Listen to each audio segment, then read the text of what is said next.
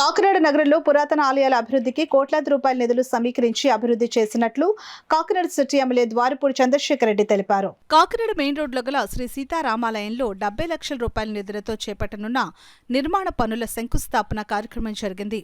ఆలయానికి విచ్చేసిన ఎమ్మెల్యే చంద్రశేఖర్ రెడ్డికి ఆలయ ఎగ్జిక్యూటివ్ ఆఫీసర్ శ్రీనివాసరావు పుష్పగుచ్చం అందించి స్వాగతం పలికారు. ఆలయంలో MLA Chandrasekhar Reddy, MLC Kari Padmasri, KUDA chairman Ragireddy Chandrakala Deepthi, Kakinada market committee chairman Pasupureti Venkatalakshmi, నగర వైసీపీ అధ్యక్షురాలు సుంకర శివప్రసన్న సాగర్ దంపతులు ఆలయంలో స్వామివారిని దర్శించుకుని పూజలు చేశారు. అనంతరం ఎమ్మెల్యే చంద్రశేఖర్ రెడ్డి అతిథులు కొబ్బరికాయలు కొట్టి శంకుస్థాపన చేశారు. ఈ సందర్భంగా ఎమ్మెల్యే చంద్రశేఖర్ రెడ్డి మీడియాతో మాట్లాడారు. కాకినాడ మెయిన్ రోడ్లో ఉన్నటువంటి పురాతన ఆలయం శ్రీ రాములవారి ఆలయం. ఈ ఆలయంలో CGF గ్రాంట్ ద్వారా సుమారు 70 లక్షల రూపాయలు శాంక్షన్ అవ్వడం జరిగింది. గాలి గోపురాలు రిపేర్ చేయడానికి, అదేవిధంగా మెయిన్ గోపురం పెయింట్స్కి, అదేవిధంగా భక్తులు నడవడానికి అనుకోకుండా గ్రానైట్ కూడా వేయడం జరుగుతుంది 70 లక్షల రూపాయలతో.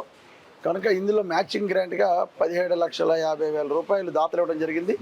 మిగతా గ్రాంట్ సుమారు 52,50,000 రూపాయలని గవర్నమెంట్ మనకి ఇవ్వడం జరిగింది.